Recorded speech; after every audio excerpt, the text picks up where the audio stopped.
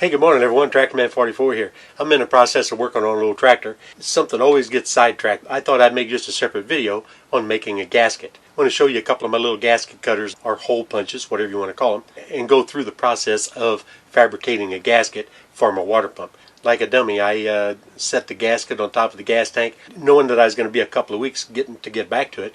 And here I went in this morning to slip the water pump on, and the wind had done caught my brown gasket that I had taken out of the bag, had laying there flat and everything, so it wouldn't get all wrinkled.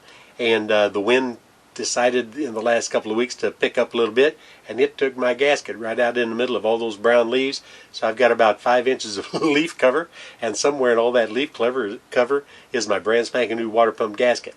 Well, I ain't gonna make a trip to go get another one, so right now we're gonna make another gasket for this. By the way, it's a water pump on a Ford 2000 3-cylinder gas engine. Whether you work on old tractors and equipment, you can never have enough of a complement of gasket cutters. Obviously, you can see here there's some pretty deluxe, really old gasket cutters. I try to keep them fairly sharp. Don't use them all the time, but I want to make sure that they don't get all dinged, so they stay in their respective places in the drawer, because we don't really want to damage and everything the ends of them. But like I said, you've got to have a pretty good complement of them. You can cut cork, you can cut whatever this gasket material is here. You can cut all kinds of things with it. Here's a variety of different styles of punches. This is a fairly new set here. I don't know if that's a Chinese made or not. I don't know. I've used them a couple of times because there's leather stuck in them. So I don't know. I think the quality is adequate.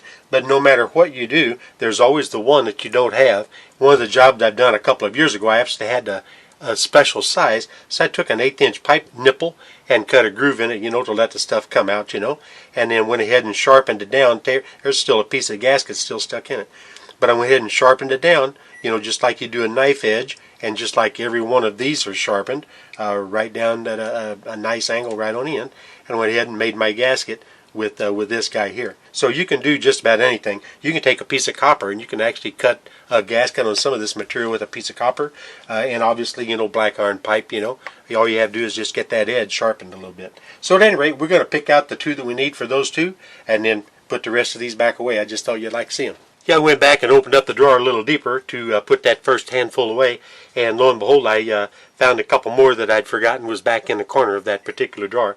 That's another 3-inch. This here's an Osborne, very high quality, as well as this one here. It's another Osborne, and it's 1 7/8". Those are very nice, very excellent condition. Now we got the hole bored in that to allow this to recess down in the hole. We just take the water pump. Nice snug fit. Position that to where we've got a full coverage of the gasket. In case it slips, I'm going to make a pencil mark around the perimeter first, but then I'm going to go ahead and cut it with my razor knife. Now I know this is old hat to a lot of you old timers out there, like old Sneelock, or Gator, or any of those guys like that. Mike from Grampy's Workshop, all those guys. Joe Lesage, Dave at RCAF Polar Express, all those guys. They know all this stuff.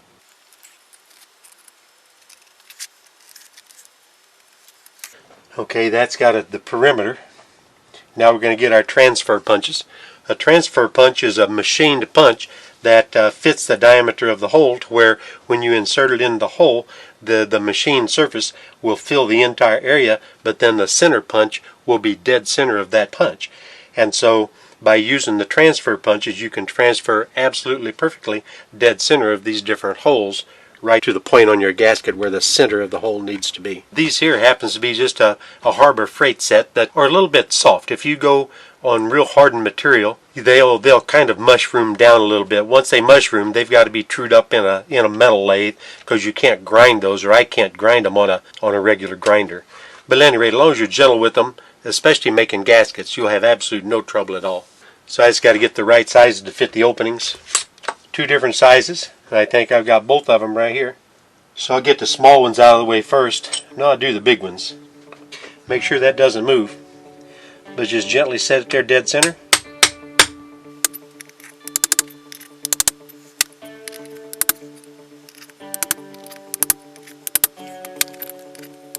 So that's got the center located.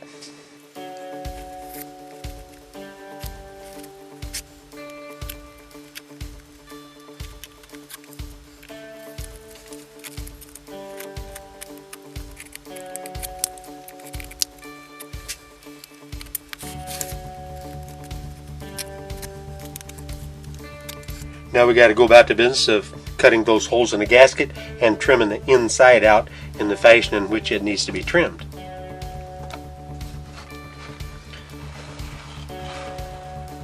Doesn't look too awfully bad.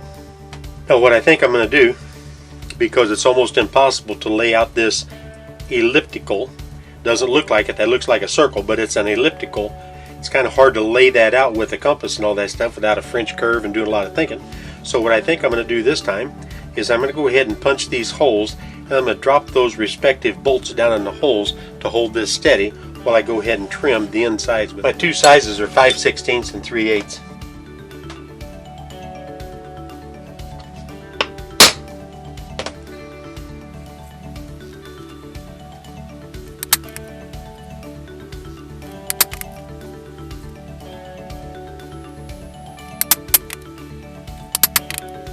You can always tell how good you done by popping those out and seeing where your center punch mark is. We're going to go with it though.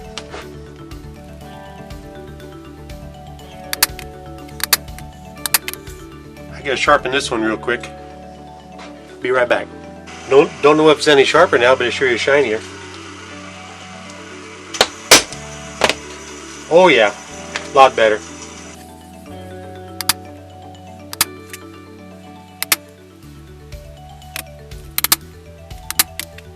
So now we got to cut that inside elliptical out.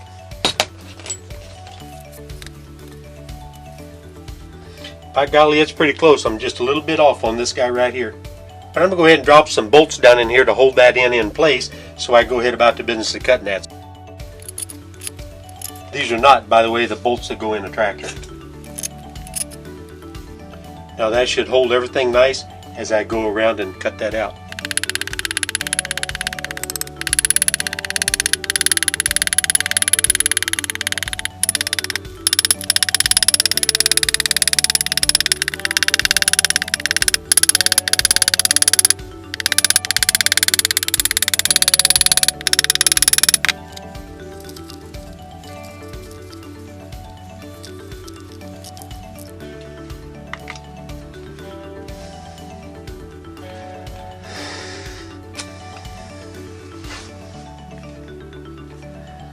I think the gasket's going to be acceptable. I use a little farmer gasket on it to get this to adhere to the water pump, and then once it adheres to the water pump adequately, I'll go ahead and slide it in place. I get a little tacky and hold it in there to get all the wrinkles out of it. Then I'll go ahead and gently install it, slide it right into place. So guys, that's the end of this one. I guess gasket making 101. Actually, I mean, real mechanics probably wouldn't do that, but I mean, guys like me do. It's not that big a deal. As long as you take your time and you're very, very careful and use a very small ball peen hammer, you can actually use the edge of that casting very gently to tap all the way around, and you can actually tap out your holes in the same fashion. But on this particular case, I'd like to punch those holes first by use of the transfer punch, then setting those bolts down through the holes to hold that gasket in place. Because if you notice, around the perimeter, the vast majority of that gasket is only about 1/4 of an inch in width. So whenever you tap out a gasket like this by using the ball peen hammer for all the holes and everything, it is definitely going to move. You just have a devil of a time keeping it from moving. So by punching the holes first, inverting it, and dropping temporary bolts through the holes, that's holding the gasket very securely, and that allows you then to go ahead and tap it around the perimeter. So at any rate, hope you all enjoyed that. This is TractorMan 44, and I'm back to the video on making this tractor run.